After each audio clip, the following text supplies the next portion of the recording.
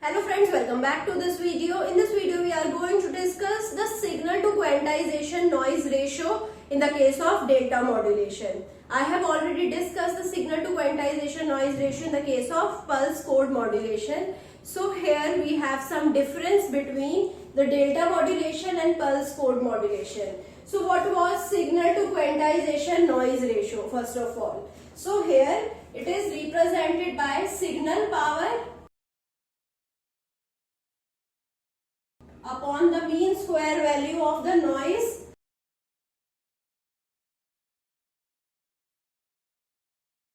so this was SQ and R.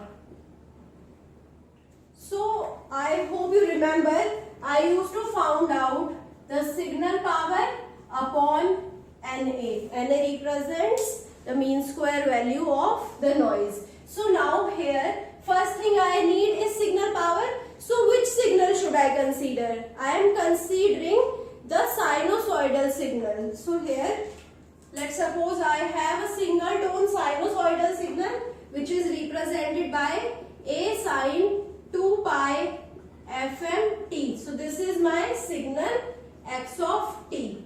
I am taking my xt to be like this. In my previous video I already told you how I can find out the optimum value of del. So del opt upon Ts was equal to d by dt of xt max. So here I can differentiate it. So A sin 2 pi fm t is differentiated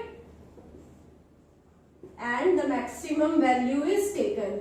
So when I differentiate it, what would happen? I'll be having A cos, this is 2 pi fm t multiplied with A into 2 pi fm. So this is, I need to find out the maximum value. This was dxt by dt. So I need to find out its maximum value. What it would be? So its maximum value would be when I have cos maximum value. So I wrote, I guess, A 2 times. So this is, so now I need to find out the maximum value of cos. I know it is 1. So its maximum value would be A into 2 pi fm. It is equal to del opt upon Ts. So now what would be del opt?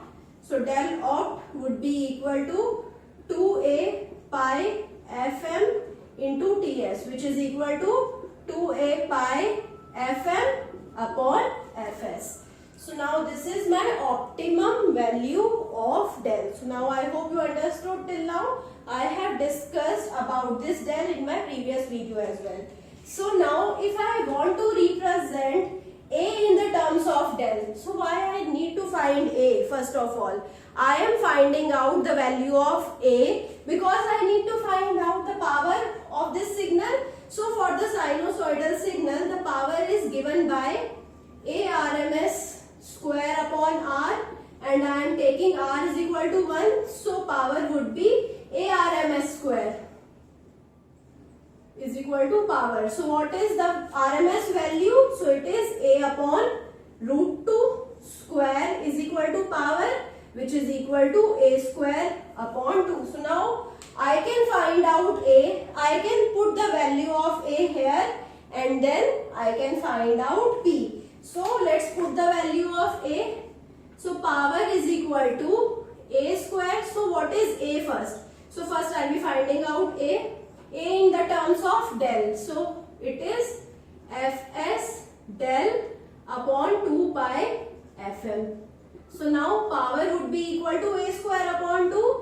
So Fs del upon 2 pi Fm square upon 2. So this is the power. Now the second thing I need is the noise power or the noise mean square value. So first I should know what is the noise, how it is distributed in the signal. So here I am talking about the quantization noise only. So this is only the quantization noise.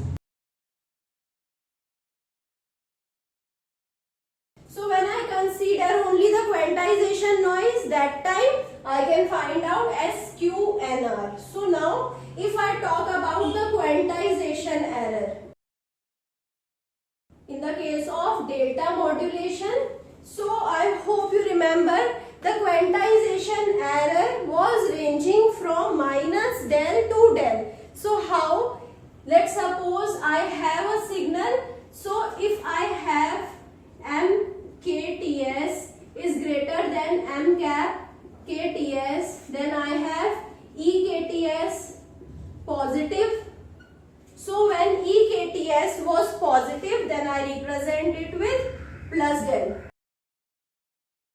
Now in the second case, I am taking MKTS would be less than M cap KTS.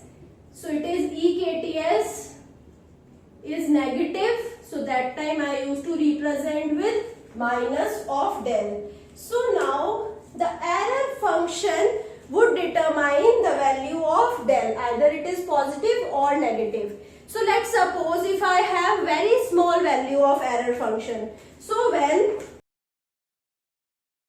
EKTS is very small, so let's suppose EKTS is 0.000001. So that time also it is taking it as a positive value and it will denote it using plus del.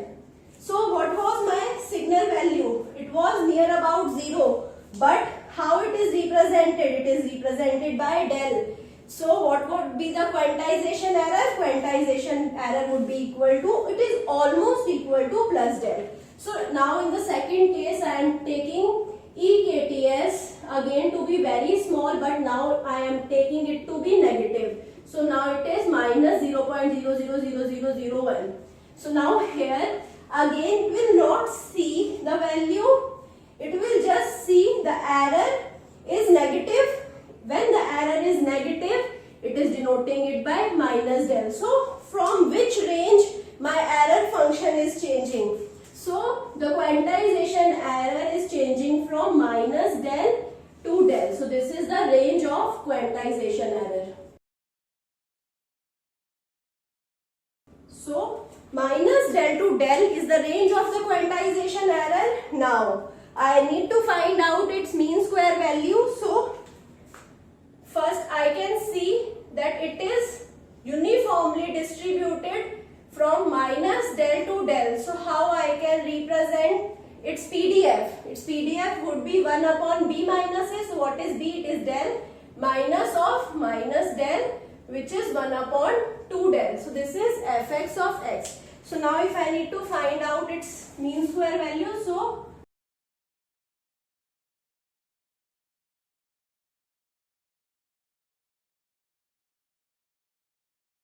I am integrating fx of x into e square dE over minus infinity to infinity. Now when I see my fx, it is not changing from minus infinity to infinity, it's just changing from minus del to del, and the value of fx is, so here I will be taking it to be epsilon. So when I change x with epsilon, I will be getting same function, which is 1 upon 2 del.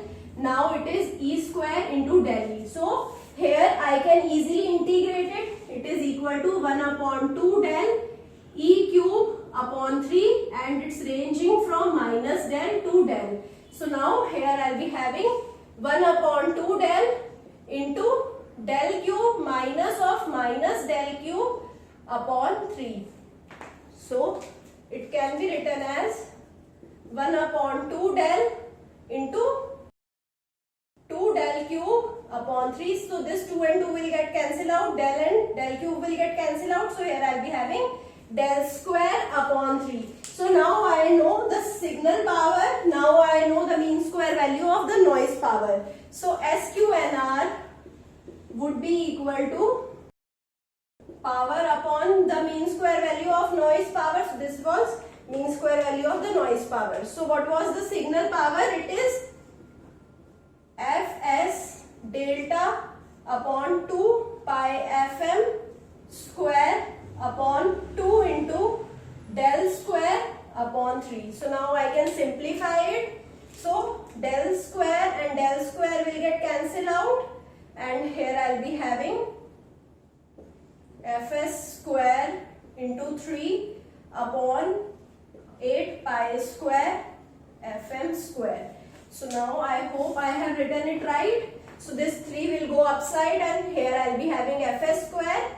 The 2 square is multiplied with 2 which is 8. So here I will be having pi square and Fm square in the denominator. So this is the SQNR. So now this is the partial SQNR. Now I have not considered the low pass filter. So after the quantizer, I have just considered up to the quantizer. After the quantizer, I have the low pass filter and the range of low pass filter is from minus W to W only. So it is changing in the range minus W to W only.